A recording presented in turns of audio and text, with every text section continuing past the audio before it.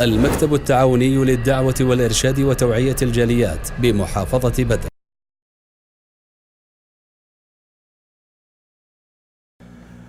আসসালামু আলাইকুম ওয়া রাহমাতুল্লাহি ওয়া বারাকাতুহু। সুপ্রিয় দর্শক ও শ্রোতা বন্ধুগণ, আমরা দেখা যায় অধিকাংশ পুরুষ স্ত্রীদের বিরুদ্ধে অভিযোগ করে থাকে, তাদের বিরুদ্ধে নালিশ করে থাকে। স্ত্রীরা কথা শুনে না, আমার কথা অনুযায়ী চলে না, উগ্রপন্থা অবলম্বন করে, বিভিন্ন অভিযোগ। যেই সমস্ত ভাইয়েরা অভিযোগ করে থাকেন স্ত্রীদের বিরুদ্ধে, তাদের কাছে আমি প্রশ্ন রাখব, আপনারা কি স্ত্রীদেরকে সৎ উপদেশ দিয়েছেন? সঠিকটা বুঝ দিয়েছেন? মহিলারা স্বভাবতই নরম প্রকৃতির, তাদেরকে যেটি বুঝ দিবেন এটি তারা মানবে। তাদের সাথে যদি পুরুষদের মতো কঠোরতা অবলম্বন করেন তাহলে উল্টো মোড় নিবে। একজন পুরুষের উচিত স্ত্রীদের সাথে সৎ আচরণ করা, এটি হক।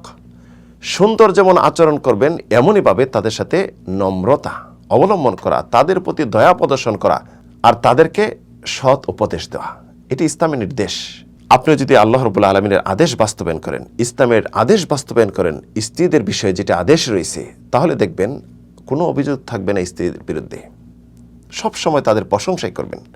রাসূলুল্লাহ ইরশাদ করেছেন, ইস্তাউসু বিন-নিসা খায়রা, হে পুরুষগণ, তোমরা তোমার স্ত্রীদেরকে সৎ উপদেশ দাও। কেননা মহিলাদেরকে সৃষ্টি করা হয়েছে পাঁজরের হাড্ডি দিয়ে, আর সবচেয়ে বক্র হাড্ডি হলো পাঁজরের হাড্ডি। ওয়া ইন দাহাবতা তুকিমাহু কাসারতাহু, যদি তুমি কঠোরতা অবলম্বন করে সোজা করতে যাও তাহলে হাড্ডি ভেঙে যাবে। ওয়া ইন তারাকতাহু লাম ইয়াজাল আওয়াজুন, আর যদি ছেড়ে দাও, উপদেশ না দিয়ে এভাবে ছেড়ে দাও, তাহলে বক্রতাই থাকবে, বাঁকাই থাকবে, বাঁকা পথ অবলম্বন করবে।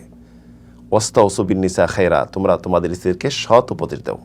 এই হাদিস দিয়ে স্পষ্ট একজন পুরুষের উচিত, ইসলামের নির্দেশ যেটা রয়েছে সেটা হলো সৎ উপদেশ দেওয়া।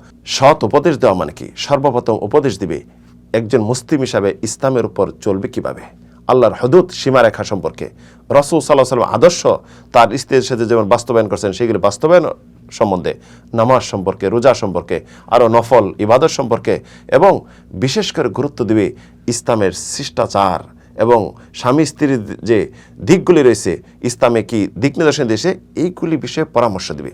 যদি পরামর্শ দেওয়া হয় তাহলে এটি তারা শুনবে এবং স্বামীদের সাথে সুন্দর আচরণ করবে।